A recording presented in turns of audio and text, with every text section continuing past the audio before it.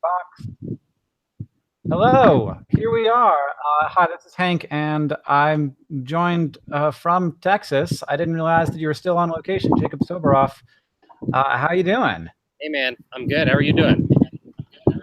Good to see you. It's been a while. Yeah, you too. I I really appreciate you working your butt off on the story. I got a text from you in the middle of the night, and then one just a couple hours after that. And I'm wondering. I feel like you might not be doing a ton of sleeping right now, so I appreciate the work. While I'm sitting on the ground up against a tree instead of doing this people hanging out. Yeah. So, you've been all over talking to a bunch of different people on the news lately, but you were able to go in yesterday and see the situation inside of this particular, uh, I don't know what exactly to call it, place where they're keeping immigrant children who have crossed the border illegally, and the largest one in America, but certainly not the only one. Yeah, it's called. I call it. I mean, I would say it's essentially a child jail or child prison. They call it a shelter, but no. I mean, I've been in prisons and jail, a prison and in jails before, and that's exactly what it seems like. These kids are Yeah. inside for 22 hours a day, and they get 2 hours a day to go outside. That's the little entrance right there. It's called Casa Padre here in Brownsville, Texas. And it's not new. I mean, there have been always undocumented kids that come into the United States alone and get put into these facilities. But what's different now, and why there are more than ever before, is that the Trump administration is separating all of these undocumented kids from their parents as part of the zero tolerance policy, and is creating essentially an overflow situation at this place and others like it. And now they got to put up tent cities where they're going to put kids. Yeah, so that's a new piece of news. So the way that this shelter works is the idea is like they've built this thing inside of an old Walmart. It used to be a Walmart. Now it's a place where children live, and they've got school, and they've got a barber shop, and they've got a rec room, and they've got I get the feeling that like we created this because there was a problem, and maybe we didn't think the problem was going to be as big as it is now, and so it's now beyond capacity. So the new news is that they will just create. I mean, what kind of sounds like a refugee camp for children, a tent city. Yeah, and the thing is, Hank, it's like they've done this before. They did it in 2014 when a bunch of child migrants came unaccompanied from Central America, fleeing violence and seeking asylum, and they did it in 2016. But the difference is this time around, those 10 cities are put up as a reaction to a man-made crisis. That's the thing. It's the Trump administration as a deterrent to try to scare people away from coming is telling people we're going to separate you from your kids, and that's never been 100% the policy before by any president. And so it's if they didn't change the policy, those tents today wouldn't be necessary, and this place would be operating as it normally does. Right, and I mean the strange thing about that is one, they've said that that's the official policy, that we're doing this specifically because we want to deter illegal immigration. We're separating people from their families with the intent of decreasing illegal immigration, and that to me sounds very much like, I don't know, like that is that separating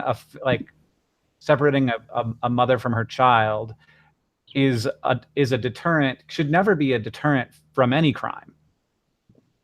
Yeah, it's look, this is the Trump administration that says that they want to be law and order, and they've been very clear from the very beginning that they don't believe people that are in this country illegally, I guess, without proper documentation, should be here. And the departure from how it used to be done, at least in the previous administration, was that if you didn't commit a serious violent crime and you wanted to come here, especially if you were going to seek asylum from some kind of danger, they were going to give you a shot to declare that asylum, even if you didn't come through the front door, as they say, like the ports of entry.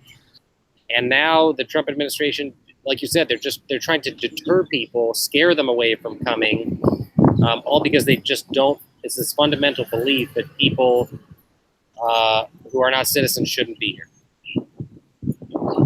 Do you have any sense of what other shelters might be like? And also, of course, they brought you into one of the shelters for boys aged 10 to 17, which in itself is, but it seems a little bit like that the visceral reaction from the American populace might be a little different if they were seeing younger children or girls. Yeah, it's, because that's the thing. This is one of only 100 of these things, and there's, like you said, it's only boys 10 to 17. We don't know where all of the 100 are. We know they're in 17 states, and we don't know how many of them are for boys like this, how many are mixed, how many are for little kids, and how many. Nobody ever counted these statistics in terms of kids separated from their parents until now, and they're just starting to count them because it's the official policy. So it's going to be, I guess, like a period of time until we can really figure out where everybody is and why they're there. And we need the administration to be transparent with us, and it's not easy to get answers. Yeah. Do you see this situation resolving itself anytime soon? Is there significant pushback in Congress against? Yeah, today there's this bill, it's a Republican-led DACA bill that would grant legal status to DACA kids in the U.S. or DACA recipients in the U.S. And part of that is to say that no undocumented person can get separated from their parents while in the custody of the Department of Homeland Security. I mean, I think not all Republicans, the House Speaker, Paul Ryan, doesn't want this. I mean, it's a pretty extreme thing to do, which is probably why it's never been done before. But Donald Trump is a president and his administration is in power, so they sort of have that latitude, I guess, to do this for now. Yeah. How have you felt the reactions are to the people you've talked to, both in your newsroom and just the reactions on social media, and even some other so many people have gotten in touch, and I really appreciate everybody, and you especially, man, like sharing this, because you never get to see inside a place.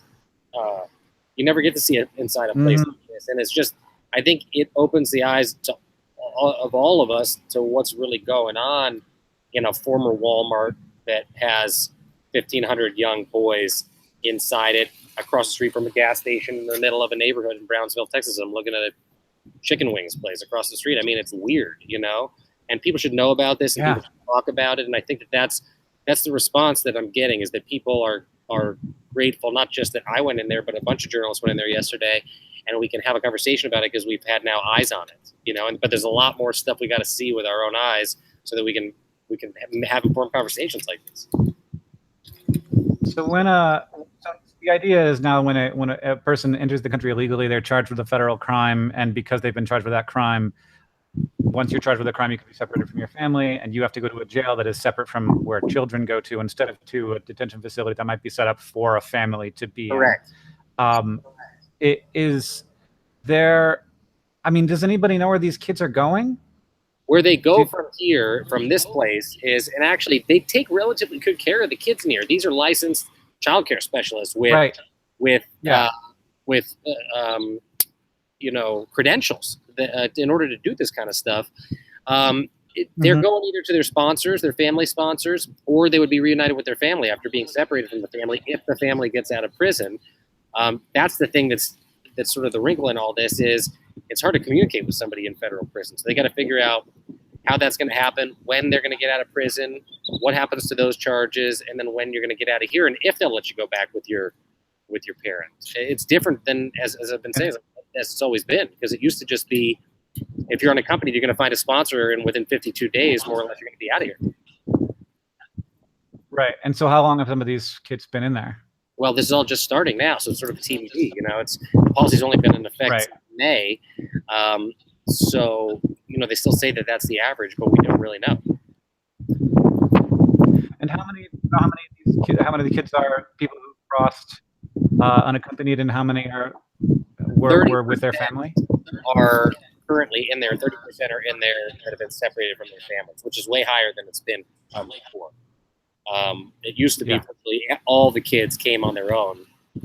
And the thing with an increasing number of kids crossing with their family is they're getting younger and younger, because super young kids are never crossing on their own. Right. And we don't know where those super young kids are, like what the facilities look like for kids under the age of 10. We just haven't been inside them yet. I mean, we've asked the HHS, the Right. Health and Human Services, to let us in, and we hope that they will let us in, but we haven't gotten that access yet. Yeah, and without people like you trying to get that access, I don't know who would be doing this work. So I mean, I'm so grateful and thankful for the hard work and the sleepless nights and making this happen so that we can be more aware of what's going on inside of our country and in ways that don't necessarily really feel super like our country. Yeah, well, look, thank you for your friendship, man, and thank you for your interest in this, because you're putting this out to an audience that needs to hear about this.